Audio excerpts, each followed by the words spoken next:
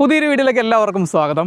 അപ്പോൾ നമ്മുടെ ചാനലിൽ തമിഴ്നാട് വീഡിയോസ് ചെയ്തു തുടങ്ങിയപ്പോൾ മുതലുണ്ടായിരുന്ന ഒരു ആഗ്രഹമായിരുന്നു തെങ്കാശി ഭാഗത്തേക്ക് വരണം, തെങ്കാശിയിലെ ഗ്രാമങ്ങളൊക്കെ ആട്ടെന്ന്. ഞാൻ തെങ്കാശിക്ക് ഇതുവരെ പോയിട്ടില്ല. ഇവിടെ അടുത്തുള്ള കുറ്റാലം വെള്ളച്ചാട്ടം കാണാനായിട്ട് അത് കുറേ വർഷങ്ങൾക്ക് മുമ്പാണ് വന്നിട്ടുണ്ട്. അതല്ലാതെ ഈ ഒരു ഭാഗത്തേക്ക് ഇതുവരെ വന്നിട്ടില്ല കേട്ടോ. എന്തായാലും 2-3 ദിവസം തമിഴ്നാട്ടിൽ കൂടെ കറങ്ങണമെന്ന് വിചാരിച്ചാണ് നാട്ടിൽ നിന്ന് ഇപ്രാവശ്യം പോകുന്നേക്കുന്നത്. ഇപ്പോൾ നമ്മൾ പുളിയറ എസ് ബെൻഡ് എന്ന് പറയുന്ന സ്ഥലത്താണ് ഉള്ളത്. നമ്മുടെ നാട്ടിലെ മഴയാണ് ഇത് ഇവിടെ പെയ്തുകൊണ്ടിരിക്കുന്നത്. കേരള ബോർഡറാണ്. അപ്പോൾ ഞാൻ വന്നത് പുനലൂർ ആര്യങ്കാവ് വഴിയാണ് ഇവിടേക്ക് എത്തിയത് കേട്ടോ. ഈ സ്ഥലത്തിൻ്റെ പേര് പുളിയറ എസ് ബെൻഡ് എന്നാണ് പറഞ്ഞത് കേട്ടോ. അത് പറയാനുള്ള കാരണം വെച്ചാൽ അവിടെ ഒരു എസ് വളവുണ്ട്. അത് ഭയങ്കര ഫേമസ് ആണ് എസ് വളവ്. വലിയ വണ്ടികളൊക്കെ തിരിച്ച് ആ വളവൊക്കെ എടുത്ത് പോകുന്ന റീൽസൊക്കെ യൂട്യൂബിലും ഇൻസ്റ്റാഗ്രാമിലൊക്കെ ഉള്ളതാണ്. ഇവിടെ കുറേ കടകളുണ്ട്. ചായ കുടിച്ചു. ഇവിടെ കുറേ കടകളുണ്ട്. ഇവിടുത്തെ കടകൾ കൂടുതൽ കടകളും ഈ ചിപ്സ്, വാഴയ്ക്ക ചിപ്സ് ഉണ്ടാക്കി വിൽക്കുന്ന കടകളാണ്. ബ്രോ പേരെന്നാ? സൂര്യ കടയുടെ ഓണറാണോ? അതെ അല്ലേ. ബ്രോടെയോ? കാർത്തിക്. വിറക് ചിപ്സ് വറക്കാനല്ലേ? ഇവിടെ ഗ്യാസിൻ്റെ ഷാപ്പ്, വിറക് എല്ലാം വിറകിലുണ്ടാക്കണം അല്ലേ? വിറകെല്ലാം കീറി അവിടെ എല്ലാം നനഞ്ഞു കിടക്കുമല്ലോ. ഇവിടെ മഴയപ്പോൾ അല്ലേ? എന്നാ മഴ തുടങ്ങിയേ? മഴ അല്ലേ? അവിടെ തെങ്കാശി ഭാഗത്ത് മഴയുണ്ടോ? അവിടെ ഉണ്ടല്ലേ? ഓക്കെ. അപ്പം മഴയാണ് തമിഴ്നാട്ടിൽ ഈ ഒരു ഭാഗത്ത്. നമ്മുടെ കേരളം അതിൻ്റെ അപ്പുറം നമ്മുടെ കേരളമാണ്. വലിയ മലകളൊക്കെ ഉണ്ടല്ലേ. ഇവിടെ റോഡ് സൈഡിലായിട്ട് വലിയൊരു മരമുണ്ട്. ആ മരത്തിൻ്റെ ചുവട്ടിൽ ചെറിയൊരു അമ്പലം. ഈ മരത്തിൻ്റെ തടി കണ്ടില്ല, ഒരു മഞ്ഞ കളറിലാണ്. എന്ത് മരമാണെന്നറിയില്ല. അതിൻ്റെ ഇലകളൊക്കെ ആണെന്നുണ്ടെങ്കിൽ ഒരു ഇളം പച്ച കളറിൽ. ആ മരത്തിൻ്റെ മുകളിൽ ഒരാശാനിരിപ്പുണ്ട്, ഒരാൺമയിൽ. കുറേ നേരം ഇരിക്കാൻ തുടങ്ങിയിട്ട് ഞാനിങ്ങനെ നോക്കുമായിരുന്നു അവൻ പറക്കുന്നുണ്ടോ എന്നൊക്കെ നോക്കുമായിരുന്നു കേട്ടോ. ഇല്ല, അവിടെ തന്നെ നിലയുറപ്പിച്ചേക്കുവാണേ. ഒറ്റ മയിലേ ഉള്ളൂ. എത്ര മുകളിലാന്ന് നോക്കി. അപ്പം മഴ വരാൻ പോകാൻ തോന്നുന്നു. കാറ്റൊക്കെ, തണുത്ത കാറ്റൊക്കെ വീശുന്നുണ്ട്. തമിഴ്നാട്ടിൽ ഞാൻ മഴ പ്രതീക്ഷിച്ചില്ല. ഇതാരെ കട നടത്തണേ? അമ്മൂമ്മയാണോ? അപ്പോൾ അമ്മാമ്മ നടത്തുന്ന കടയാണ് ചെറിയൊരു ചായക്കട. അതിനോട് ചേർന്നത് ആ വീട്ടിലാണ് അമ്മാമ്മ താമസിക്കുന്നത്. എന്നാ കഴിക്കണേ? ഇഡ്ഡലിയും ചമ്മന്തിയും. എല്ലാവരും ഇവിടെ ഉള്ളവരാണോ? ഇവിടെയുള്ളത് അല്ലേ? ഈ സ്ഥലത്തിൻ്റെ ഒരു പുളിയറ എസ് ബെൻഡ് അല്ലേ? S bend. ആ വളവുള്ളതുകൊണ്ട് അങ്ങനെ പറഞ്ഞതല്ലേ? അങ്ങനെ അറിയപ്പെടുന്നത് അല്ലേ? ചക്കയൊക്കെ ഇവിടെ ഇവിടുന്ന് വിൽക്കുന്നുണ്ടോ?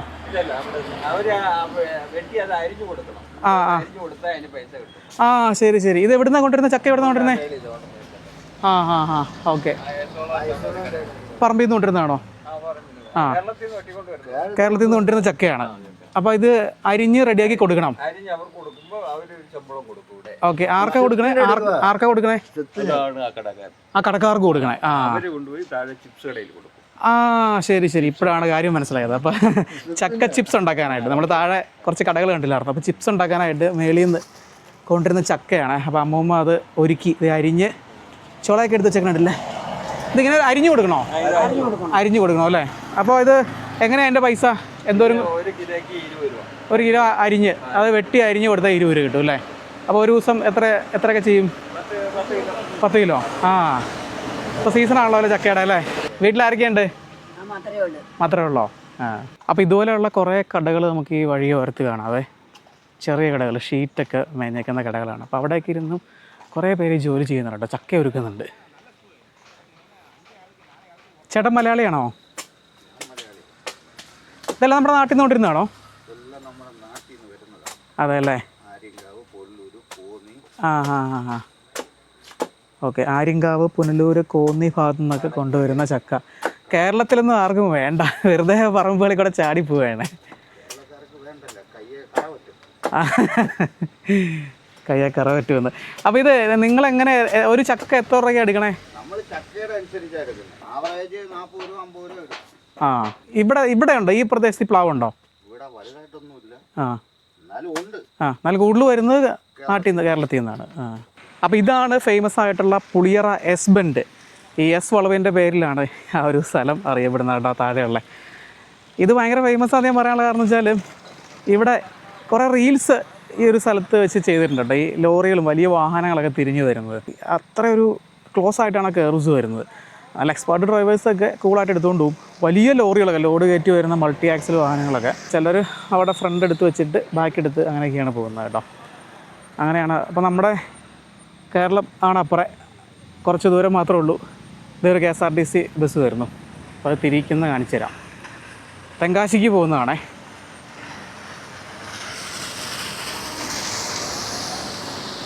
KSRTC ഒക്കെ കൂളായിട്ട് സ്ഥിരം ഓടിക്കുന്നതല്ലേ, വളച്ചെടുക്കും. ആദ്യമായിട്ട് വരുന്നവരൊക്കെ വലിയ വാഹനങ്ങളാണെങ്കിൽ മാത്രം കുറച്ചൊന്ന് സ്ട്രഗിൾ ചെയ്യുന്നത് കാണാം ഇവിടെ.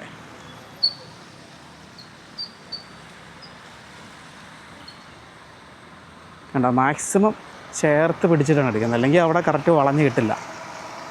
അപ്പം അതിൻ്റെ മേളിൽ കൂടെ ഒരു റെയിൽവേ ട്രാക്ക് നമുക്ക് കാണാം. കൊല്ലം ചെങ്കോട്ട റെയിൽവേ പാതയാണേ. കണ്ടില്ലേ, ബസ് നല്ല കൂളായിട്ടാണ് കിടന്നു പോയത്.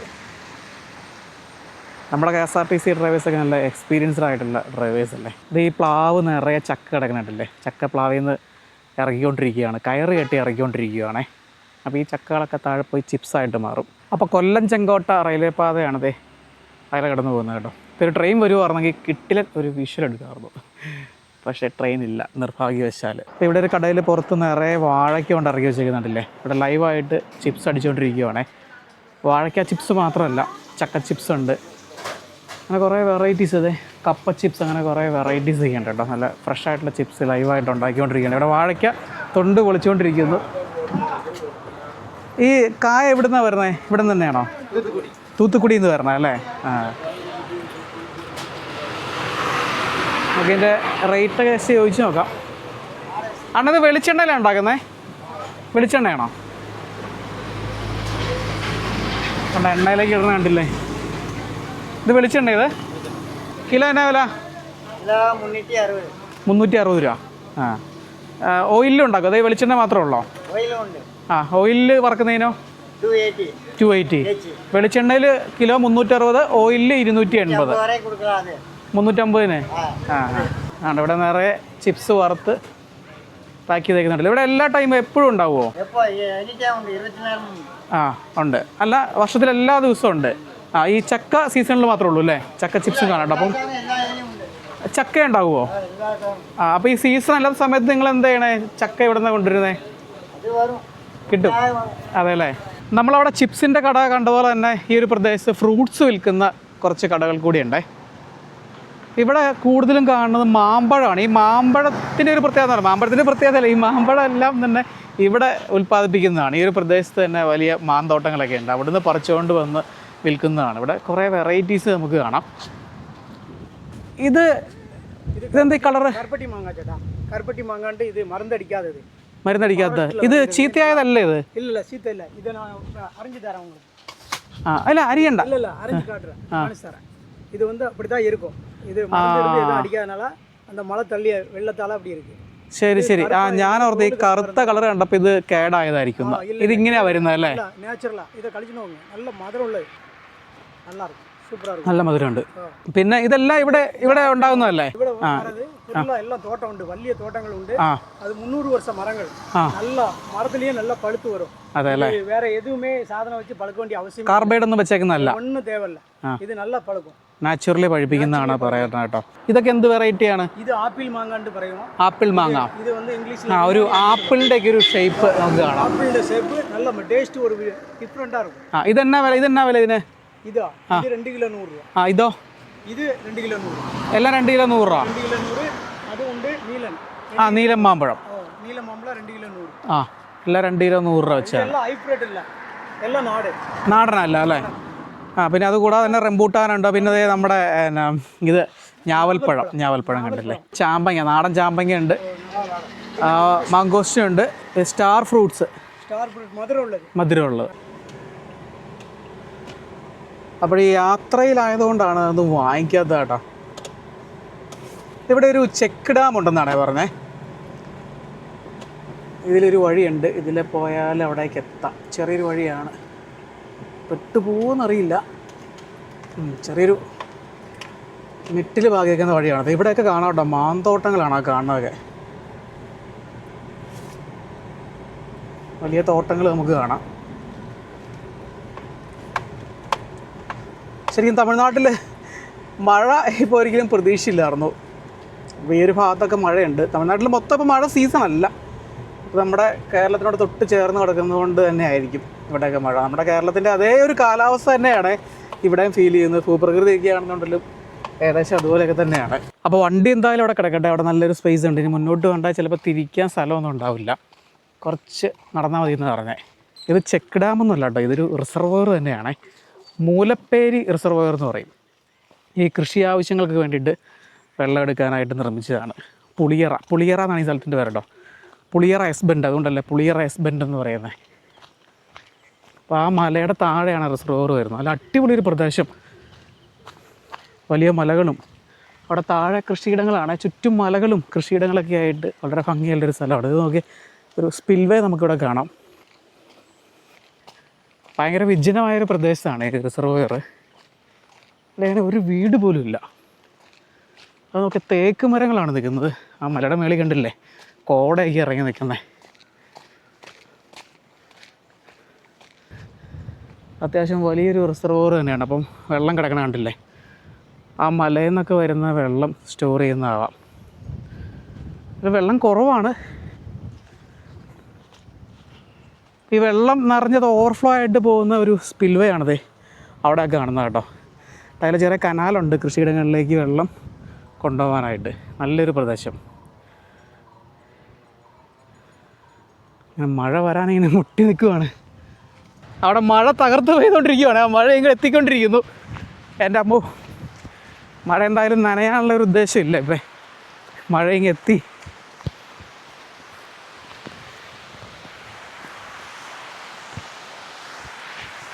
എന്തായാലും നനഞ്ഞു. കാറിട്ടേക്ക് ഇടുന്നൊരു 10-200 മീറ്റർ മുന്നോട്ട് പോന്നു. തമിഴ്നാട്ടിലെ മഴ എന്തായാലും ആസ്വദിക്കാൻ പറ്റും. തമിഴ്നാട്ടിൽ ഈ കൊടിയ ചൂടല്ലേ എപ്പോഴും.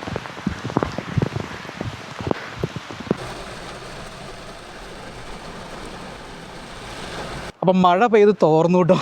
അതുകൊണ്ട് തന്നെ ഒന്നോടെ പോവാം. ഈ തമിഴ്നാട്ടിൽ അങ്ങനെ ഇവിടെയൊക്കെ അങ്ങനെ ഉറച്ച് പെയ്യില്ല. അധിക സമയം നിന്ന് പെയ്യില്ലാന്ന് തോന്നുന്നു. 5 മിനിറ്റ് പോലും പെയ്തില്ല, അപ്പോൾ തന്നെ മഴ പറന്നു. എന്തായാലും ഒന്നോടെ ഒന്ന് പോവാം. ഇത് ശരിക്കും പറഞ്ഞാൽ എന്നോട് ആദ്യം ഇവിടെ നിന്ന് പറഞ്ഞത് ഇതൊരു ചെക്ക് ഡാമാണെന്നാണ്. പക്ഷേ ചെക്ക് ഡാമല്ല, ഇതൊരു റിസർവോയറാണ്. പക്ഷേ ഡാമല്ല. അതായത് ഡാമിൽ നമ്മൾ കാണുന്ന പോലെ ഷട്ടറുകളൊന്നുമില്ല, ഇല്ലാന്ന് തോന്നുന്നുട്ടോ. ഞാൻ നോക്കിയിട്ട് കണ്ടില്ല. ഇങ്ങനെയുള്ള സ്പിൽവേസ് ആയിരിക്കും. ഇപ്പോൾ ഇവിടെ ഒരു സ്പിൽവേ ഉണ്ട്, അതുപോലെ തന്നെ വേറെ സ്പിൽവേസ് ഉണ്ടായിരിക്കും, അതായത് ഈ വെള്ളം കൊണ്ടുപോകാനായിട്ട്. അപ്പോൾ ഇതിൻ്റെ പരിപാടി എന്ന് വെച്ച് കഴിഞ്ഞാൽ ഇത് ഇതിലെയാണ് വരുന്നത്. എന്നിട്ട് ഇത് ഇങ്ങനെ ഷട്ടറുണ്ടേ, ഇത് കണ്ടില്ലേ. അപ്പോൾ ഇവിടെ വെള്ളം വന്ന് ചാടിയിട്ട് ഈ ഷട്ടർ ഉയർത്തി കഴിഞ്ഞാൽ ഇത് ഇതിലെ വെള്ളം ഹാത്തോടെ കണ്ടില്ലേ, അപ്പോൾ അതിലെ പാസ് ചെയ്ത് പോകും. അപ്പോൾ അങ്ങനെയാണ് കൃഷിയിടങ്ങളിലേക്ക് വെള്ളം എത്തിക്കുന്നത്. മിക്കവാറും ഇങ്ങനെയുള്ള സ്പിൽവേ വേറെ ഭാഗത്തും കാണും, അറിയില്ല കേട്ടോ.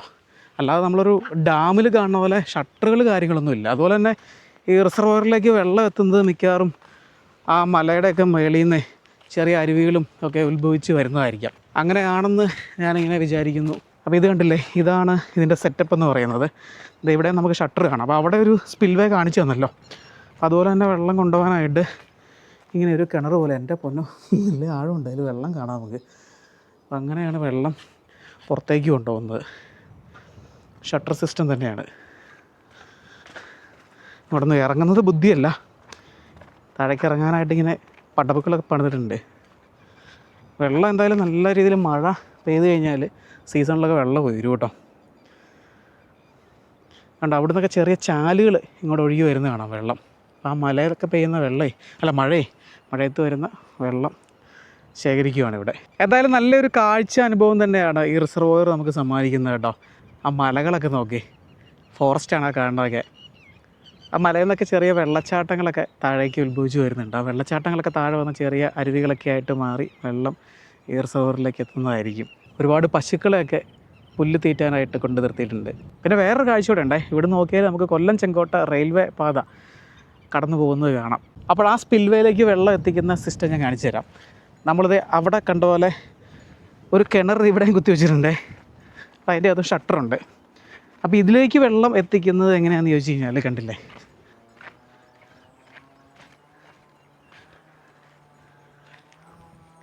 അതിലൂടെയാണ് ആ കിണറിലേക്ക് എത്തിക്കുന്നത് കേട്ടോ. എന്നിട്ട് അവിടുന്ന് റെഗുലേറ്റ് ചെയ്യുകയാണ് ചെയ്യുന്നത് ഷട്ടർ വെച്ചിട്ട്. കണ്ടോ, റിസർവറിൽ വരുന്ന വെള്ളം. ഇവിടെ ഒരു മീൻ ചത്ത് പൊങ്ങി കിടക്കുന്ന നോക്കി.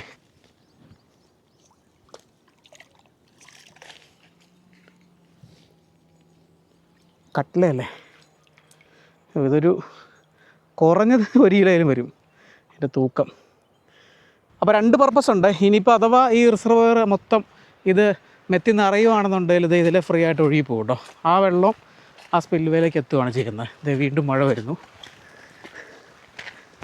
പറഞ്ഞാൽ മാത്രയ്ക്ക് മഴ പെയ്യും. ഇനി 14 കിലോമീറ്റർ ഉണ്ട് തെങ്കാശിക്ക്. 9 കിലോമീറ്ററോടെ പോയി കഴിഞ്ഞാൽ ചെങ്കോട്ടയിലേക്ക് എത്താം. എൻ്റെ പൊന്നെ, ഈ മഴ പെട്ടെന്നൊന്നും പോകും തോന്നല്ലോ കേട്ടോ. മഴ വീണ്ടും ശക്തി പ്രാപിക്കുകയാണ്. എന്തായാലും തമിഴ്നാട്ടിൽ ഇത്രയും മഴ പ്രതീക്ഷയില്ല കേട്ടോ. ഈ പട പേടിച്ച് പന്തളത്തിൽ വന്നപ്പോൾ പന്തം കൊളുത്തി പട എന്ന് പറഞ്ഞ പോലെയാണ്. കാട്ടിൽ നിന്ന് മഴയിൽ നിന്ന് രക്ഷപ്പെട്ട് തമിഴ്നാട്ടിലേക്ക് വന്നപ്പം ഇവിടെയാണ് പൂരം മഴ. എന്തായാലും തമിഴ്നാട്ടിൽ മഴ ഒരു സുഖമില്ല. ആ ഒരു വരണ്ട കാലാവസ്ഥ തന്നെയാണ് നല്ലത്. നമുക്ക് കാഴ്ചകളൊക്കെ കാണാൻ പറ്റുള്ളൂ. ഈ മഴയത്ത് എന്തിറങ്ങി എവിടെ പോകാനാണെന്നാണ് ഞാൻ ആലോചിക്കുന്നത്. ഒരു രക്ഷയില്ല. നമുക്ക് നമ്മുടെ നാട്ടിലെങ്ങനെയാണോ അതേ രീതി. ഈ ഏരിയയിൽ കംപ്ലീറ്റ് പാടശേഖരങ്ങളാണ്. നോക്കി മഴ പെയ്തിട്ട് കണ്ടത്തിലൊക്കെ വെള്ളം കയറി കിടക്കുന്നത്. അങ്ങനെ ചെങ്കോട്ടയിലേക്ക് എത്തിയിരിക്കുകയാണ്. ഈ മഴ കുറയുന്നില്ല കേട്ടോ, ഒരു രക്ഷയില്ല. ഇനി എന്ത് ചെയ്യുമെന്നാണ് ആലോചിക്കുന്നത്. പുറത്തേക്ക് ഇറക്കിയിട്ട് എന്ത് ചെയ്യാനല്ലേ എൻ്റെ പൊന്നെ. തമിഴ്നാട്ടിൽ എന്തായാലും മഴ ഞാൻ ഇത്രയും പ്രതീക്ഷിച്ചില്ല. ഇത് മഴ പെയ്തപ്പോൾ ഞാൻ വിചാരിച്ച് പെട്ടെന്ന് പോകുന്നു. പക്ഷെ ഇത് കുറേ നേരമായി പെയ്യാൻ തുടങ്ങിയിട്ട്. എന്തായാലും ഈ മഴ ഇങ്ങനെ പെയ്ത് നിന്ന് കഴിഞ്ഞാൽ ഉദ്ദേശിക്കുന്ന കാര്യങ്ങളൊന്നും നടക്കില്ല. അപ്പം അങ്ങനെ ഒരു പ്രശ്നമുണ്ട്. എന്ത് ചെയ്യും നോക്കാം എന്തായാലും കുറച്ച് സമയം കൂടെ. നമ്മുടെ കേരളത്തിൽ നിന്ന് പ്രത്യേകിച്ച് കൊല്ലം, പുനലൂർ ഭാഗത്തു നിന്നൊക്കെ നിരവധി KSRTC ബസ്സുകൾ ഇവിടേക്ക് സർവീസ് നടത്തുന്നുണ്ട്. ചെങ്കോട്ട, തെങ്കാശി ഭാഗത്തേക്കൊക്കെ. ടൗണിൽ നല്ല തിരക്കുണ്ട്, മഴയും കൂടെ പെയ്തുകൊണ്ടേ. പിന്നെ കൊല്ലത്തു നിന്നൊക്കെ ഇവിടേക്ക് വരുവാണെന്നുണ്ടെങ്കിൽ ഏറ്റവും ബെസ്റ്റ് ആ ട്രെയിനിൽ വരുന്നതാണ് കൊല്ലം ചെങ്കോട്ട.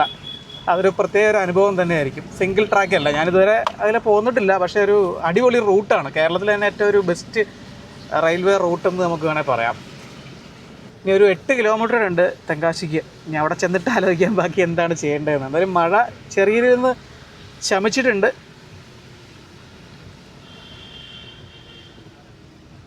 മഴ വേറൊരു വൈബ് തന്നെയാണ്. പക്ഷെ നമ്മൾ ഈ വീഡിയോ എടുക്കുമ്പോഴേ പല സാഹചര്യങ്ങളിലും മഴ നല്ല രീതിയിൽ ശല്യം ചെയ്യും.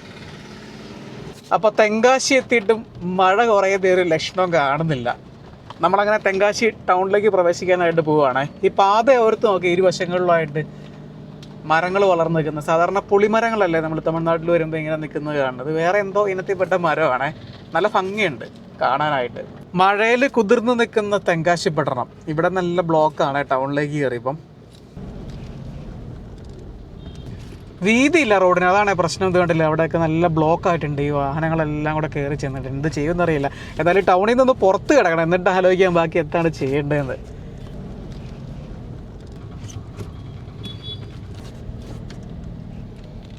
അപ്പോൾ കാശി വിശ്വനാഥർ ക്ഷേത്രത്തിൻ്റെ മുന്നിലേക്കാണ് എത്തിയിരിക്കുന്നത്. അപ്പോൾ ടൗണിൽ നിന്ന് ഒരു വിധത്തിൽ പുറത്ത് കിടന്നു കേട്ടോ. ബ്ലോക്ക് എന്ന് പറഞ്ഞാൽ അതായിരുന്നില്ല കേട്ടോ. എൻ്റെ പൊന്നു, മഴയും ബ്ലോക്കും വെറുപ്പിച്ച് കളഞ്ഞു ശരിക്കും പറഞ്ഞാൽ. അതുകൊണ്ട് തന്നെ അവിടെ ഇറങ്ങാനൊന്നും തോന്നില്ല. ഇപ്പം നമ്മളിത് കുറ്റാലം റൂട്ട് പോയിക്കൊണ്ടിരിക്കുകയാണേ. കുറ്റാലം വാട്ടർഫാൾസൊക്കെ എടുക്കാറായിട്ടുണ്ട്. അപ്പോൾ ഇവിടെ ചെന്ന് അതിൻ്റെ ഒരു റൂമൊക്കെ സെറ്റാക്കണം. ഒരു പീസ്ഫുൾ മൈൻഡ് ഇപ്പോഴാണ് വന്നത്. അതിൻ്റെ അകത്ത് കയറിയിട്ട് ശ്വാസം വിട്ട് പറഞ്ഞു. കാരണം ഈ തെങ്കാശി ടൗണിലുള്ള റോഡുകളൊക്കെ എന്ന് പറയുന്നത് ഭയങ്കര വീതി കുറവാണ്. അപ്പോൾ അതുമല്ല 2 സൈഡിൽ നിന്ന് വണ്ടികളും വന്ന്, അതാണ് ഈ ബ്ലോക്ക് ഉണ്ടാകാനുള്ളൊരു മെയിൻ കാരണം എന്ന് പറയുന്നത്. അനങ്ങാൻ പറ്റുന്നില്ല, അതുപോലത്തെ ഒരു അവസ്ഥയായിരുന്നു. ഇപ്പോൾ ഇവിടെ ആദ്യം ഒരു റൂമൊക്കെ എടുത്തിട്ട് നമുക്ക് ഇവിടെ ഈ ചുറ്റുവട്ടത്തൊക്കെ കുറേ നല്ല കാഴ്ചകളൊക്കെ ഉണ്ട്. പിന്നെ മെയിനായിട്ട് ഇപ്രാവശ്യം ഇറങ്ങി തിരിച്ചിരിക്കുന്നത് മാക്സിമം വില്ലേജ് കവർ ചെയ്യുക എന്നുള്ളൊരു പ്ലാനോട് കൂടിയിട്ടാണ് കേട്ടോ. ഇത് ഇവിടെ ഈ റൂമിൻ്റെ വെളിയിൽ നോക്കിയേ, ഒരു വലിയൊരു ഫാമിലി വന്ന് നിൽക്കുന്ന നോക്കിയേ, അടിപൊളി. ഇത്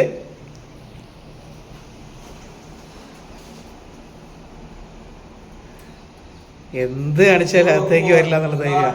ഉള്ള വരുവാ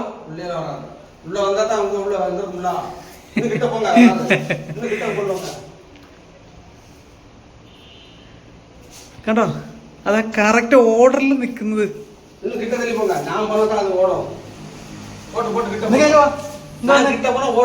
ആ അപ്പൊ അണ്ണൻ വന്നു കഴിഞ്ഞാൽ ഓടിപ്പോന്ന് പറഞ്ഞേ. ഡെയിലി വരുവാ?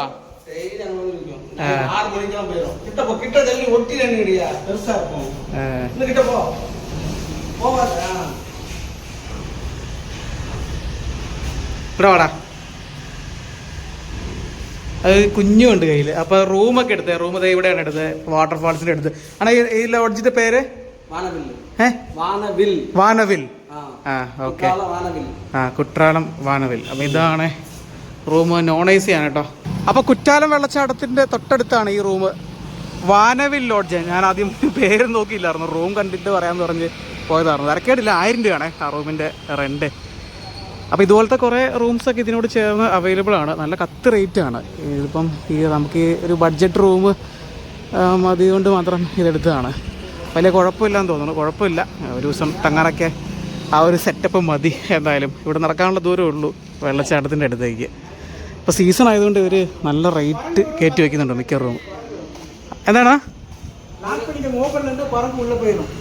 ആ ശരി ശരി ശരി. അപ്പോൾ റൂമേ മേലത്തെ റൂം പറഞ്ഞാൽ ആദ്യം കണ്ട്, ഇവിടെ താഴത്തെ റൂം എടുത്തു കേട്ടോ. സെയിം തന്നെ. ഇത് ഓപ്പൺ ചെയ്തിടരുത്, കുരങ്ങകത്ത് കയറുമെന്ന് പറഞ്ഞേ. അപ്പോൾ ഇതാണ് സെറ്റപ്പ്. പിന്നെ വണ്ടി പാർക്ക് ചെയ്യാനുള്ള ഇവിടെ പുറത്തിടാമെന്ന് പറഞ്ഞു. രാത്രി അതിനകത്ത് കയറ്റി ഇട്ടോളാൻ പറഞ്ഞു. ഇവിടെ അപ്പോൾ നിങ്ങൾക്ക് റിനോവേഷൻ വർക്ക്, പെയിൻറ്റിങ് കാര്യങ്ങളൊക്കെ അവിടെ നടന്നുകൊണ്ടിരിക്കുകയാണ്. അപ്പോൾ ആ കാണുന്നൊക്കെ റൂംസാണ്. ഇവിടെ ഒത്തിരി റൂംസ് അവൈലബിൾ ആണ്. ഈ വെള്ളച്ചാട്ടം അമ്പലമൊക്കെ ഇവിടെ ഉള്ളതുകൊണ്ട് തന്നെ നിരവധി ടൂറിസ്റ്റുകൾ വരുന്നതല്ലേ. എന്തായാലും ലഗേജൊക്കെ ഇറക്കി വെച്ചിട്ട് നമുക്ക് പതുക്കെ ഇവിടുന്ന് പുറത്തെന്തൊക്കെയാണ് ഉള്ളതെന്നൊക്കെ നോക്കാം. വെള്ളച്ചാട്ടമൊക്കെ ഒന്ന് പോയി കാണാം. അപ്പോൾ ഒരു 10 മിനിറ്റ് റെസ്റ്റ് എടുത്തു, വീണ്ടും വെളിയിലേക്ക് ഇറങ്ങിയിരിക്കുകയാണേ. ഇനി അധികം സമയം പാഴാക്കണ്ടെന്ന് വിചാരിച്ചാണ്. നമ്മുടെ വിലപ്പെട്ട സമയമാണ് മഴ വന്ന് കൊണ്ടുപോയത്. ഇപ്പോൾ മഴയൊക്കെ മാറി നിൽക്കുന്ന ഒരു സമയമാണ്, എന്നാലും ചെറിയ മൂടലൊക്കെ ഉണ്ട്. എപ്പോൾ വേണമെങ്കിലും മഴ പ്രതീക്ഷിക്കാം. അപ്പോൾ ഞാൻ ആദ്യം വിചാരിച്ച് തെങ്കാശി ടൗണിൽ വന്നിട്ട് അവിടെ റൂം എടുക്കാമെന്നായിരുന്നു. ഇനി ആ തിരക്ക് കണ്ടപ്പോഴത്തേക്ക് മനസ്സനുവദിച്ചില്ല, അവിടെ ഇറങ്ങാൻ പോലും തോന്നിയില്ല കേട്ടോ. കുട്രാലം വെള്ളച്ചാട്ടത്തിനടുത്തേക്കാണ് നമ്മൾ നടന്നുകൊണ്ടിരിക്കുന്നത് കേട്ടോ. അപ്പോൾ ഈ കുറ്റാലത്ത് ഒരു വെള്ളച്ചാട്ടം മാത്രമല്ല ഉള്ളത്. മെയിൻ ഫാൾസ് ഉണ്ട്, ടൈഗർ ഫാൾസ് ഉണ്ട്, പിന്നെ 5 ഫാൾസ്, അങ്ങനെ 3 വെള്ളച്ചാട്ടങ്ങളുണ്ട്. 5 ഫാൾസ് ഒരു 6 കിലോമീറ്റർ ദൂരെയാണ് ഉള്ളത് കേട്ടോ. ബാക്കി 2 ഫാൾസും ഇവിടെ അടുത്ത് തന്നെയാണ്. അതായത് നമ്മളിപ്പോൾ റൂം എടുത്തേക്കുന്ന അടുത്തുനിന്ന് 1 കിലോമീറ്റർ 1.5 കിലോമീറ്റർ ദൂരമുണ്ട്. പക്കത്തിലാണെന്ന് പറഞ്ഞു, പക്ഷേ 1.5 കിലോമീറ്റർ ദൂരമുണ്ട്. വാക്കബിൾ ഡിസ്റ്റൻസ്, കുഴപ്പമില്ല. അപ്പോൾ ടൈഗർ ഫാൾസിലേക്ക് പോകുന്ന വഴി കണ്ടോ, ചെളി മയമാണേ. പോരാത്തതിന് ഈ മഴയും കൂടെ പെയ്തിട്ട് ചെളി മൊത്തം ഇളകി വെള്ളക്കെട്ടുകളൊക്കെ രൂപാന്തരപ്പെട്ട് അങ്ങനെ കിടക്കുവാണ്. നടക്കാൻ പോലും പറ്റുന്നില്ല കേട്ടോ. വണ്ടികളെല്ലാം ഓടി ഓടി. നേരെ മുന്നിലായിട്ട് നമുക്ക് പശ്ചിമഘട്ടം കാണാം. കുറ്റാലം പശ്ചിമഘട്ടത്തിൻ്റെ താഴ്വരയിൽ സ്ഥിതി ചെയ്യുന്ന ഗ്രാമമാണ്. നല്ല തിരക്കാണല്ലോ. നിരവധി വാഹനങ്ങളാണ് ഈ വഴി സൈഡിലൊക്കെ പാർക്ക് ചെയ്തിരിക്കുന്നത്. ഇവിടെയാണ് മെയിനായിട്ട് എല്ലാവരും കുളിക്കാനായിട്ട് വരുന്നത് കേട്ടോ. ഈ ടൈഗർ ഫാൾസിൽ, മെയിൻ ഫാൾസിൽ അവിടെ നമുക്ക് ഇറങ്ങാൻ പറ്റില്ല, അവിടെ കുളിക്കാൻ അനുവദിക്കില്ല. ആ വെള്ളം ഒഴുകി തോട്ടിലൂടെ നിന്ന് പോവുകയാണ്.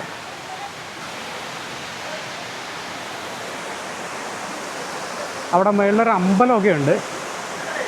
ഓ അവിടെ ഇതെവിടെ വന്നിട്ടാണ് എല്ലാവരും കുളിക്കുന്നത്.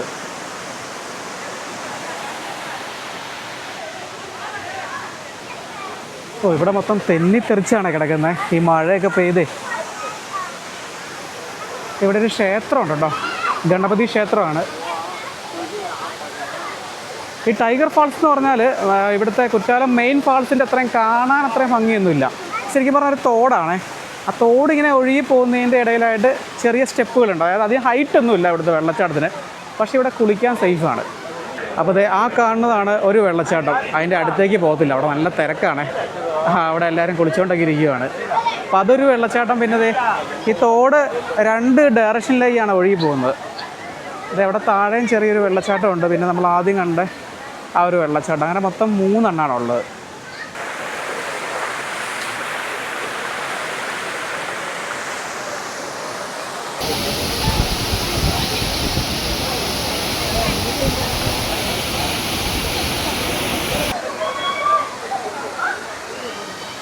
അപ്പോൾ ഇവിടെ താഴെ കുറേ കടകളൊക്കെ ഉണ്ട്, ബജിക്കടകളൊക്കെ ഉണ്ട്.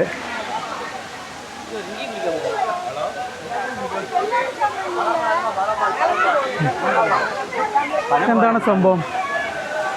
ഇതെന്താ ബ്രോ ഇത്? ബദാം മിൽക്ക്. ബദാമിൻ്റെ സ്മെല്ലുണ്ട്.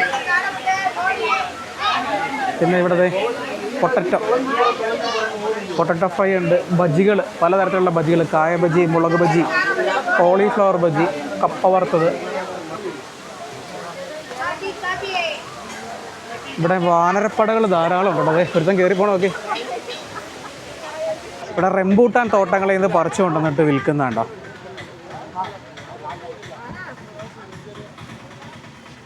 എടുത്തിരിക്കണോ ബ്രോ? ആ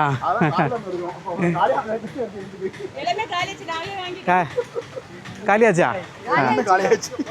നിങ്ങളെ വാങ്ങിച്ചാ 4 കിലോ വാങ്ങിച്ചാ കിലോ എന്നാ വില ചെന്നൈ ചെന്നൈന്ന് വരണേ കേരള 150 രൂപ അല്ലേ കിലോയ്ക്ക് പണ്ണൻ തകൃതിയായിട്ട് ബിസിനസ് നടക്കുക തീർന്നല്ലേ കാലിയാച്ച് കുറേ കൂടെ ഉള്ളൂ ഈ ദാരിദ്ര്യം പിടിച്ച വെള്ളച്ചാട്ടമാണ് ടൈഗർ ഫാൾസ് എന്ന് പറഞ്ഞപ്പോൾ ഞാൻ വിചാരിച്ചു വലിയ വെള്ളച്ചാട്ടമായിരിക്കും അപ്പോൾ ഇത് കാണാനായിട്ടാണ് ഈ ചെന്നൈയിൽ നിന്നൊക്കെ ഇവിടെ വരുന്നത് പിന്നെ ഇതല്ല കേട്ടോ മെയിൻ വെള്ളച്ചാട്ടം അടിപൊളിയാണ് ഇതിലും പിന്നെ ഇവിടെ ഒരു ടെമ്പിളുണ്ട് അതുകൊണ്ടൊക്കെ തന്നെയാണ് ഇവിടെ ഇത്രയധികം തിരക്ക് അപ്പോൾ ഇതാണ് കുട്രാലം കണ്ടോ അവിടെ വലിയ അക്ഷരത്തിൽ എഴുതി വെച്ചേക്കുന്നത് കാണാം അപ്പോൾ ഇവിടെയാണ് മെയിൻ ഫാൾസ് ഇവിടെ ഈ മെയിൻ വെള്ളച്ചാട്ടത്തിനോട് ചേർന്ന് തന്നെ ഒത്തിരി റൂംസൊക്കെ അവൈലബിൾ ആണ് അപ്പോൾ ഞാൻ ആദ്യം ഇവിടേക്ക് വന്നില്ലായിരുന്നു ഇവിടെ വന്നതിന് മുന്നേ ആ റൂം കണ്ടുകൊണ്ട് തരക്കേടില്ലാന്ന് തോന്നിയിട്ട് അവിടെ എടുക്കുകയാണ് ചെയ്തത് പക്ഷേ ഇവിടെ ഈ സീസൺ ആയതുകൊണ്ട് ഒരു നല്ല കത്തി റേറ്റിലാണ് ഈ റൂമൊക്കെ കൊടുക്കുന്നത് കേട്ടോ ഞാൻ ആദ്യം റൂം പോയി ചോദിച്ചായിരുന്നു നല്ല റേറ്റാണെന്ന് തോന്നിക്കൊണ്ടാണ് പിന്നെ രണ്ടാമത് കണ്ടപ്പോൾ എടുത്തത് ഇതൊക്കെ റൂംസാണ് ഈ കാണുന്നത് AC ഉണ്ട് നോൺ AC എല്ലാ കാറ്റഗറിയും ഉണ്ട് ഹോട്ടലുകളുണ്ട് അപ്പോൾ ഈ കുറ്റാലം ചെറിയൊരു ടൗൺഷിപ്പാണേ തെങ്കാശിയിൽ നിന്ന് 5 കിലോമീറ്ററാണ് ദൂരം ഇവിടെ ഏറ്റവും പേര് കേട്ടത് ഇവിടുത്തെ കുട്രാലനാഥസ്വാമി ക്ഷേത്രമാണ് ഇത് ഷെറ്റമ്പോ കുറഞ്ഞ സീനാണല്ലോ ആ മരം കുലുക്കിയപ്പോൾ പുള്ളിക്ക് ചാടി വന്ന് കേട്ടില്ലേ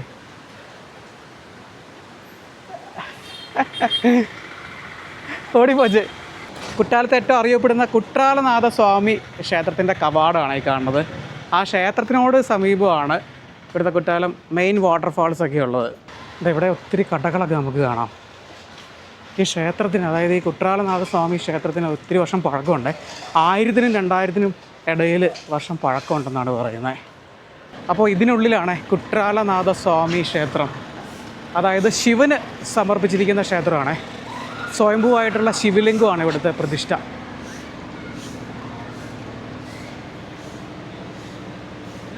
അതിനുള്ളിലേക്ക് നമുക്ക് ക്യാമറ കൊണ്ട് പ്രവേശിക്കാൻ പറ്റുമൊന്നുമില്ല ചെറിയ ഗോപുരങ്ങളൊക്കെ ഈ ക്ഷേത്രത്തിൻ്റെ മുന്നിലായിട്ട് കാണാം കണ്ടോ ആ പഴക്കം നല്ലപോലെ തോന്നൂട്ടോ നമുക്ക് കല്ലിൽ കൊത്തിയെടുത്തേക്കുന്ന നിരവധി ശില്പങ്ങളും തൂണുകളിലൊക്കെ ചെറിയ വർക്കുകളൊക്കെ റിലീഫ് വർക്കുകളൊക്കെ കൊത്തിയെടുത്തിട്ടുണ്ട് ഇത് നോക്കി ഒരു ഡാൻസിങ് ഫിഗറാണ് അതൊക്കെ കാലപ്പഴക്കം സംഭവിച്ച് അത് പൂർണ്ണമായിട്ട് നമുക്കിപ്പോൾ കാണാൻ സാധിക്കില്ല വെള്ളച്ചാട്ടം ഈ സീസൺ ടൈം ആയതുകൊണ്ട് തന്നെ അതിൻ്റെ ഏറ്റവും ഭയാനകമായിട്ടുള്ള വശം തന്നെ നമുക്ക് കാണാൻ പറ്റും നല്ല ശക്തിയായിട്ടാണ് വെള്ളം ആ മല ആ പാറ വലിയ പാറയാണ് ആ പാറയുടെ മേളിൽ നിന്ന് പാത്തഞ്ഞ് താഴേക്ക് വരുന്നുണ്ടല്ലേ അപ്പോൾ ഇതൊക്കെ ആ ക്ഷേത്രത്തിനുള്ളിലേക്ക് പ്രവേശിക്കാനായിട്ടുള്ള ഓരോ കവാടങ്ങളാണ് അപ്പോൾ ഇവിടെ 2 രീതിയിലുള്ള ആളുകൾ വരും ടൂറിസ്റ്റുകളായിട്ടുള്ളവർ വരും ഭക്തരും വരും എങ്ങനെയുണ്ട് കുറ്റാലം വെള്ളച്ചാട്ടം സൗത്ത് ഇന്ത്യയിലെ തന്നെ one of the famous waterfalls ആണ് അതൊക്കെ ഇറങ്ങാൻ സാധിക്കില്ല കേട്ടോ കാരണം അത്ര ശക്തിയായിട്ടാണ് വെള്ളം വീണുകൊണ്ടിരിക്കുന്നത് പക്ഷേ പണ്ട് ഇവിടെ വന്നപ്പോൾ അവിടെ ഇറങ്ങി കുളിക്കുന്നുണ്ടായിരുന്നു അന്ന് വെള്ളം കുറവായിരുന്നു ഈ സീസൺ ടൈം ഈ മഴക്കാലം ആയിരുന്നില്ല അന്ന്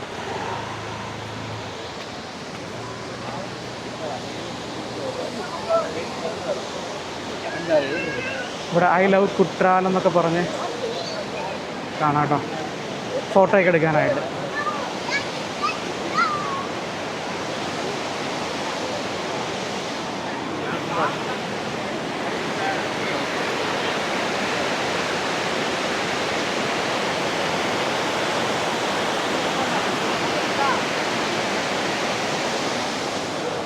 ഇങ്ങനെ വലിയൊരു തോടായിട്ട് അങ്ങനെ ഒഴുകി താഴേക്ക് പോവാണ് ഇവിടെ ഇങ്ങനെ ഒരു ബ്രിഡ്ജ് പണിതേക്കുവാണ് കേട്ടോ ഇവിടെ നിന്ന് വെള്ളച്ചാട്ടത്തിൻ്റെ ഭംഗിയൊക്കെ ആസ്വദിക്കാനായിട്ട് ഭീമാകാരമായ പാറയാണ് ആ പാറേനെ താഴേക്ക് അതിശക്തമായിട്ട് പതിക്കുകയാണ് ഇപ്പോൾ ഈ മഴ കൂടി നിൽക്കുന്നൊരു ടൈം ആയതുകൊണ്ട് അതിശക്തമായിട്ടാണ് വെള്ളച്ചാട്ടം അതിൻ്റെ എല്ലാ രൗദ്രഭാവങ്ങളും എടുത്താണ് നിൽക്കുന്നത് കേട്ടോ അപ്പം ഇതിനപ്പുറത്തേക്ക് നമ്മളെ കടത്തി വിടില്ല അപ്പോൾ ഈ വെള്ളം ഇത്രയും പവറായിട്ട് വരുന്നതുകൊണ്ട് തന്നെ അല്ലെങ്കിൽ നമുക്ക് അവിടെ ആ ഒരു ബ്രിഡ്ജ് പണിതേക്കുന്നുണ്ടല്ലോ അവിടെയൊക്കെ പോയി നമുക്ക് നിന്ന് വെള്ളച്ചാട്ടമൊക്കെ ആസ്വദിക്കാൻ പറ്റും ഇവിടെ താഴെ നമുക്ക് ഇങ്ങനെയുള്ള മണ്ഡപങ്ങൾ കണ്ടില്ലേ ചെറിയ മണ്ഡപങ്ങൾ കാണാം കേട്ടോ ക്ഷേത്രത്തിൻ്റെ ഭാഗം തന്നെയാണ് കാണുന്നത് കണ്ടില്ലേ അപ്പോൾ പുരാതനപരമായിട്ട് വലിയ പ്രാധാന്യമുള്ളൊരു സ്ഥലമാണ് കേട്ടോ നിരവധി പേരാണ് കാഴ്ചകളൊക്കെ ആസ്വദിക്കുന്നതും ഫോട്ടോ ഒക്കെ എടുക്കുന്നതായിട്ട് ഇവിടെ ഒത്തുകൂടിയിരിക്കുന്നത്. ഇവിടെയൊക്കെ ധാരാളം ഷോപ്പുകളുണ്ട്, നമുക്ക് ഷോപ്പിംഗ് ചെയ്യാനായിട്ട് ഒത്തിരി കടകളുണ്ട് ഇവിടെ. ഇവിടെ നോക്കിയാൽ സ്പൈസസ് നോക്കിയാൽ എല്ലാ തരത്തിലുള്ള സ്പൈസസും പാക്ക് ചെയ്ത് വെച്ചേക്കുന്നുണ്ടല്ലേ കച്ചവടം ചെയ്യുന്നത്. നമ്മുടെ നാട്ടിലുണ്ട് ഈ പാറയിലൊക്കെ ഇങ്ങനെ പറ്റിപ്പിടിച്ച് വളരുന്ന ഒരു കിഴങ്ങാണ്. ഏതാ? ഈ കിഴങ്ങിൻ്റെ ഗുണങ്ങളൊക്കെ എഴുതി വെച്ചിട്ടുണ്ട്. ഇത് തമിഴ്നാട്ടിൽ ചെല്ലുമ്പോൾ നമുക്ക് പല സ്ഥലത്തും കാണാം കേട്ടോ. ഇതൊരു ഔഷധമാണേ, അതിൻ്റെ ഗുണങ്ങളൊക്കെയാണ് അവിടെ എഴുതി വെച്ചേക്കുന്നത്. മുടവാട്ടുകാൽ കിഴങ്ങെന്നാണ് ആ കിഴങ്ങിന് പറയുന്ന പേര്. തമിഴ്നാട്ടിൽ വന്നാൽ സർവ്വസാധാരണമായിട്ട് കാണുന്നതാണ്, ഇവരത് നല്ലപോലെ ഉപയോഗിക്കും. അപ്പോൾ ഇവിടെ ഈ ക്ഷേത്രത്തിനോട് സമീപമായിട്ട് ഇങ്ങനെയുള്ള പഴയ നിർമ്മിതികൾ, എന്താണ് സംഭവം എന്നൊന്നും അറിയില്ല കേട്ടോ. പക്ഷേ അതൊക്കെ ഒരു തകർച്ചയുടെ വക്കിലാണെന്ന് നമുക്ക് തോന്നിപ്പോവേ. തകർച്ചയുടെ വക്കിൽ തന്നെയാണ് കേട്ടോ. അതിൻ്റെ ആ മേൽക്കൂരയൊക്കെ ഉണ്ടല്ലേ, മൊത്തം ഇടിഞ്ഞു പൊളിഞ്ഞ് പോയിട്ടുണ്ട്. കാലപ്പഴക്കം കൊണ്ട് സംഭവിക്കുന്നതായിരിക്കും. അതുപോലെ തന്നെ ആ ക്ഷേത്രം ആണെന്നുണ്ടെങ്കിലും അതിങ്ങനെ കണ്ടു കഴിയുമ്പം ഒരു എന്താ പറയുക, പരിപാലിക്കപ്പെടാതെയൊക്കെ നിർത്തിയേക്കുന്ന പോലെ തോന്നും കേട്ടോ. പഴക്കമുണ്ട്, പഴക്കം എല്ലാ ഈ പുരാതന ക്ഷേത്രങ്ങൾക്ക് പഴക്കം ഉണ്ടാവില്ല, പക്ഷെ അത് എന്താ നമുക്കങ്ങനെ ഇത് കാണുമ്പോൾ ഫീൽ ചെയ്യും. ഇനി അത് കെയർ ചെയ്യാത്തൊരു രീതിയിൽ എന്താണെന്നറിയില്ല. ഇതൊക്കെ ആ ക്ഷേത്രത്തോടനുബന്ധിച്ചെന്ന് പടതായിരിക്കാം മിക്കവാറും, എന്താണെന്നൊന്നും അറിയില്ല കേട്ടോ. ഓ, ഇതൊരു മ്യൂസിയമാണേ, folk art site museum Kuttalam. Archaeology department സംരക്ഷിക്കുന്നൊരു മ്യൂസിയമാണ്. അപ്പോൾ ഇതിൻ്റെ അകത്തുള്ളത് എന്താണെന്ന് ചോദിച്ചു കഴിഞ്ഞാൽ ഇവിടെ കാണുന്ന ശില്പങ്ങളില്ലേ, കുറേ ശില്പങ്ങളൊക്കെ നമുക്കിവിടെ കല്ലിൽ കൊത്തി വെച്ചേക്കുന്ന ശില്പങ്ങൾ കാണാം. എന്നാൽ പുരാതന കാലത്ത് ഈ ക്ഷേത്രം പണിത കാലത്ത് നിർമ്മിച്ച ശില്പങ്ങളൊക്കെ ആയിരിക്കും ഇതകത്ത് ഡിസ്പ്ലേ ചെയ്തിട്ടുണ്ട്. പക്ഷേ ഇപ്പോൾ ടൈം കഴിഞ്ഞു പോയി, ഉള്ളിലേക്ക് കയറാൻ പറ്റില്ല കേട്ടോ. ഇവിടെ പുറമെ കുറച്ച് ശില്പങ്ങളൊക്കെ വെച്ചിട്ടുണ്ട്. ഇവിടെ നമുക്ക് വലിയൊരു ശിവലിംഗം കാണാം കല്ലിൽ കൊത്തിയേക്കുന്നത്. പക്ഷേ ലിംഗം ഇല്ല കേട്ടോ, ആ ഒരു സ്ഥാനത്ത് ഇങ്ങനെ ഒരു ഹോള് മാത്രമേ ഉള്ളൂ. എന്താ അവിടെയും കാണാം അത്തരത്തിൽ പഴയ നിർമ്മിതികൾ. അപ്പോൾ ഇത് പഴയൊരു സത്രമാണെന്നാണ് പറഞ്ഞത് ഞാനിവിടെ ചോദിച്ചപ്പോൾ. എന്താ അതിനുള്ളിലേക്കുള്ള വാതിലാണ്. ആ, ഇത് നോക്കിയേ, വാതിലൊക്കെ നോക്കിയാൽ തടിയിൽ കൊത്തിയെടുത്തേക്കുന്ന വാതിലാണ്. നമുക്ക് അകത്തൊന്ന് പോകാം കേട്ടോ.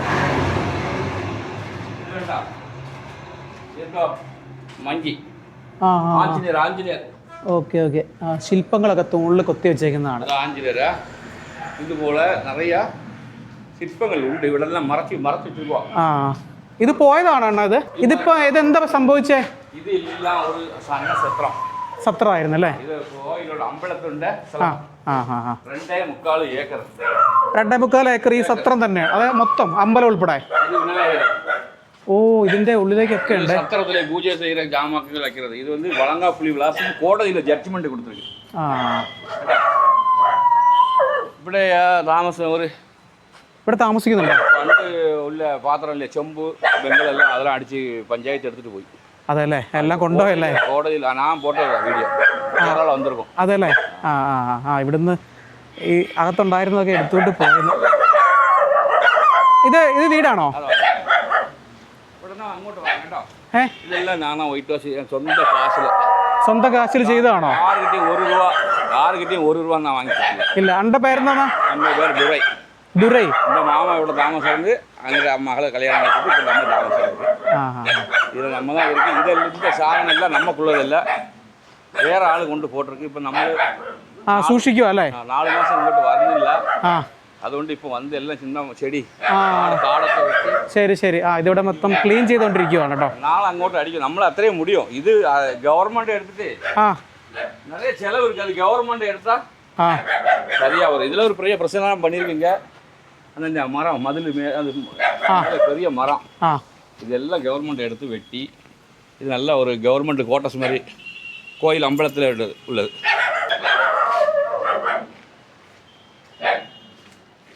ഓ, ഇതിനുള്ളിലേക്ക് ഒത്തിരി ഉണ്ട് കേട്ടോ. ആ, ഇതിപ്പോ ഇങ്ങനെ ചെയ്തല്ലേ പെയിന്റ്? ഇപ്പൊ അടിച്ചതാണ്. ആ, ഓക്കെ. മുരുകൻ, ബാലമുരുകൻ. ഓക്കെ. ഇതൊക്കെ ഇത് വേണ്ടാത്ത ആൾക്കാർ പാർട്ടിക്കാർക്ക് ഇതൊക്കെ ഇവിടുത്തെ കിരീടത്തെല്ലാം ഉടച്ച് എടുത്തോണ്ട് പോയോ? പാത്രത്തെല്ലാം ഉടച്ച് പുരാതന നിർമ്മിതിയാണ്, അതിങ്ങനെ നശിപ്പിച്ച് കളഞ്ഞെന്നാണ് പറഞ്ഞുകൊണ്ടിരിക്കുന്നത് കേട്ടോ. அதெல்லாம் சுண்ணாம்பு கலச்சிட்டு நம்மளெல்லாம் இப்போ சுண்ணாம்பு போட்டு இப்போ வேலை நடக்கு கொஞ்சம் கொஞ்சம் നാളെ തുടങ്ങും. നാളെ തുടങ്ങി ഇതിൽ അണ്ണ ഇത് ചെയ്യാനുള്ള കാരണം ഇത് കാരണം നമ്മുടെ ഇവിടെ പയ്യൻ പിറന്നത് ഇവിടെ, വൈഫ് പിറന്ന ഇടം ഇവിടെ, ഏത് ഇതിനുള്ളില് ഇല്ല. പിന്നെ നമ്മൾ ഒരു ദൈവങ്ങൾ മേലെ ഒരു അനുഗ്രഹം നമ്മ വേണം. നമ്മൾ ശിവൻ മേലെ ഒരു പറ്റലുണ്ട് കുറ്റാലത്ത്. അതുകൊണ്ട് നമ്മളാൽ முடிஞ்சது சும்மா சின்ன சின்ன ஒயிட் வாஷ் இந்த செடிയൊക്കെ വെട്ടിയിട്ട് நிறைய செலவு இருக்குது. ஆனால் அது கவர்மெண்ட் தான் ചെയ്യണം. നിങ്ങൾക്ക് കാശ് കൊടുക്ക മാട്ടാ. ഇപ്പോൾ നമ്മൾ ഇത് വെച്ചിട്ട് 1 രൂപ പോലും നമുക്ക് ആറ്റി വാങ്ങാതെ. അത് ചില ആൾ ഇരിക്കും, അത് ടെസ്റ്റിൽ വെച്ചിട്ട് പൈസ അടിച്ചിട്ട് അത് വലിയ അടിക്കാതെ ചെയ്യും. നമുക്കത് വേണ്ട. ഇതിനുള്ളിൽ നിന്നൊക്കെ വിഗ്രഹങ്ങളൊക്കെ എടുത്തുകൊണ്ട് പോയിടോ? പോയി. ഞാൻ ഇവിടെ ഇല്ലെങ്കിൽ ഇതെല്ലാം അത് പൊളിക്കാൻ വന്നതാ പാർട്ടിക്കാരൻ. ഓ എൻ്റെ പൊന്നെ, ഇതെല്ലാം പൊളിച്ചിട്ട് കട കെട്ടാനാണ് പഞ്ചായത്തിൽ നിന്ന് അങ്ങോട്ട് വന്നതാ. ഇത് അമ്പലത്തിൽ അടുത്ത് തൊട്ട് കടയ്ക്ക് ആർഡറേ കിടயாது. അമ്പലത്തിൽ 1 രൂപ കൊടുക്കലില്ല. അവരെല്ലാം പാർട്ടിക്കാരുടെ അവരവർ ഇതിലെ കട 5 രൂപ വെച്ചിരിക്കും. ഇത് മൊത്തം 2.25 ഏക്കർ അങ്ങോട്ടും ഇങ്ങോട്ടും 2 സൈഡിലും ഉണ്ടല്ലോ അല്ലേ? இது என்ன கேட்டால் அந்த அப்போ வந்து அந்த அம்பலத்துக்கு நம்ம ஏதாவது பூஜை செய்து இங்கே இருந்துக்கணும். அப்படி தான் 1000 வருஷத்துக்கு முன்னாடி இருக்குது. அந்த ஆள் எல்லாம் மறித்து போயாச்சு. இப்போ இவரெல்லாம் எடுத்து ரெடி பண்ணு. நம்ம எப்போனாலும் காலி பண்ணி போக சொன்னியா போகும். நமக்கு இதில் ஒன்றும் வேண்டாம். காடெல்லாம் நானாக வெளிச்சு வச்சிருக்கு. കാടെല്ലാം അങ്ങ് വെട്ടിയത് നാന്നാ. ഇത് ഫാൾസ് ആ വെള്ളം ഒഴുകി വരുന്ന വെള്ളച്ചാട്ടത്തിൽ നിന്നുള്ളതല്ലേ? അതല്ലേ. ഇതിനെ എൻ്റെ കഥവ് ഇവിടെ എല്ലാം ഹോട്ടൽക്കാരെല്ലാം ഇവിടെ വെല്ലടിക്കുക. ഹോട്ടലിൽ മാസ്റ്ററിലെ വെല്ലടിക്കുക, അതടിക്കുക വരും. ഇതാണ് ഞാൻ കഥവെല്ലാം നമ്മളൊരു സിമ്പിളാണ്. ആരും വരാതെ ഇറക്കി നമ്മളെല്ലാം മുടിഞ്ഞ കഥവ് ഒരു ഡോറ്. അണ്ണ അത്ര എഫോർട്ട് എടുത്തിട്ടാണ് ഇതിങ്ങനെ സംരക്ഷിച്ച് നിർത്തിയിരിക്കുന്നത്. ഇരുന്നിട്ട് കോഴി കീഴി എല്ലാം വെച്ചിട്ട് വളർത്തത്. ഇവരിവിടെ താമസിക്കുക അല്ലേ? ഇവിടെ താമസിച്ചുകൊണ്ട് ഇത് പരിപാലിക്കുവാണ്. ഇവിടെ ഇല്ലെന്ന് ചൊല്ലിയാ എല്ലാം നടക്കും. വെല്ലടി അതടി പിന്നെ പാർട്ടിക്കാരെല്ലാം സാധനം എന്നാ വയ്ക്കുക, അത് വെച്ചാൽ 4 മാസം ഇവിടെ ഇല്ല, എല്ലാം പോയി. എന്തായാലും ഒരു നല്ല പ്രവൃത്തിയാണ് അണ്ണൻ ചെയ്യുന്നത്. വൈറ്റ് വാഷ് അടിച്ച് ഇവിടെ ആളില്ലെങ്കിൽ അണ്ണനില്ലെങ്കിൽ ഇതെല്ലാം നശിപ്പിക്കുമെന്നാണ് പറയുന്നത്. ഇവിടെ കയറിയിട്ട് 100 ചാക്ക് മണൽ ഇരുന്നത് പൊടിച്ചു പോട്ടത് എല്ലാം ആ ചിന്ന ചിന്ന ഇത് ചെയ്യും. ഈ സാമൂഹ്യ വിരുദ്ധരുണ്ടല്ലോ എല്ലായിടത്തും. ഇതെല്ലാം നാങ്ങൾ സിമെന്റ് പോടും. അപ്പോൾ അമ്പലമായിട്ട് അത്രയും ചരിത്രമുണ്ട് ഇതിനുണ്ടോ? സത്രം എന്ന് പറഞ്ഞാൽ പണ്ടത്തെ കാലത്ത് ഇങ്ങനെ താമസിച്ചുകൊണ്ടിരുന്നത് അല്ലേ? അതായിരുന്നു. കണ്ടില്ല ഇവിടെ നോക്കിയാൽ നിറയെ കൊത്തുപണികൾ ഈ തൂണുകളിലൊക്കെ നോക്കിയാൽ നമുക്ക് കാണാം. കോടതിയിൽ ഇപ്പോൾ ഒരു சொக்க வீட்டில் ராஜா மரம்னு சொல்லி ஒரு பராதி கொடுத்துருக்கு. இதெல்லாம் எடுத்து கவர்மெண்ட் தொல்லியல் ஆராய்ச்சி, அதாவது அதில் அந்த டிபார்ட்மெண்ட் அதை பார்க்கணும்னு சொல்லியிருக்கு.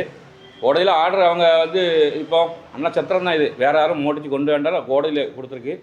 பின்ன பாத்திரம்லாம் கொண்டு போயால பின்னாடி நாங்கள் அதை க்ளீன் பண்ணி தாரேன்னு சொல்லியிருக்கு கோடையில். இப்போ அது நடக்கும். കേസല്ലേ? കേസ്. പാത്രം നിറയെ പോയി. അപ്പോൾ ഇതിൻ്റെ വാതിലുകളിലൊക്കെ നടത്തിയേക്കുന്ന കൊത്തുപണികൾ കണ്ടില്ലേ?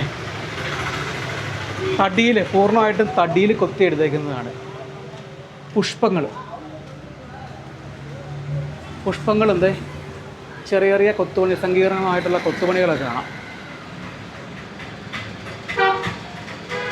ഓ എന്നാലോചിക്കേ, എത്ര വർഷം പഴക്കമുള്ള പുരാതന നിർമ്മിതിയൊക്കെ ഇങ്ങനെ ഒരു സംരക്ഷണമില്ലാതെ കളഞ്ഞേക്കുവാണ് അല്ലേ? അതായത് നശിപ്പിച്ച് കളഞ്ഞേക്കുവാണ്.